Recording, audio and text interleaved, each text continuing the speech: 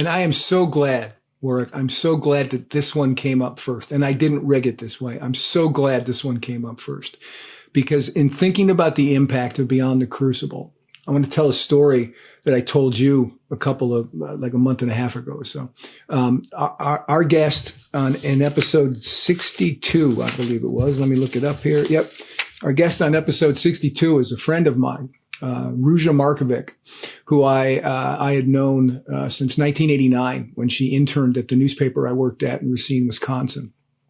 And Ruja and I stayed friends over the course of the years, and she came on and did the show because her crucible was, as a native of what was then Yugoslavia, she went back to the country in the 90s as it was falling apart in a terrible civil war. And she recounted the traumatic things she went through, that she overcame, and then the life that she built. But Ruja, over the last 4 or 5 years, had been battling cancer. And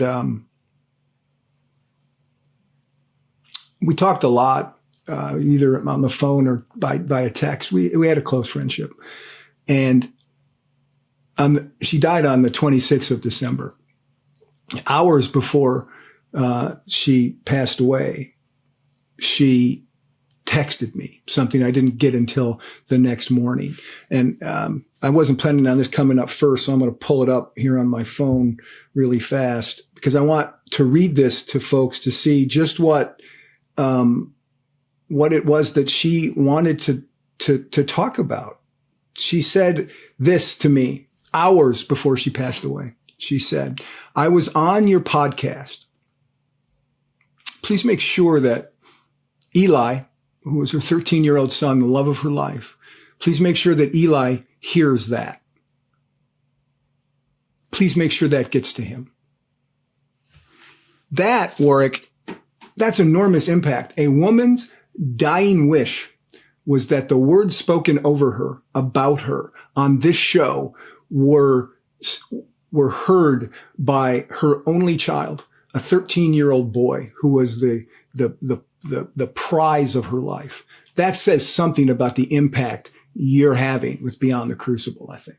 It's hard to even kind of process what you just said, because what you're saying is this poor woman's in the last hours of her life is implicitly saying this podcast captured the essence of who Ruja was, what she was about, and what she valued. And she wanted that her legacy, as she described it in this podcast, to be passed on to a son. So his son would know this is what his mother believes in. This is her journey. And this was her mission. This is what she's about. The fact that she would say, I want to make sure that Eli listens and watches this.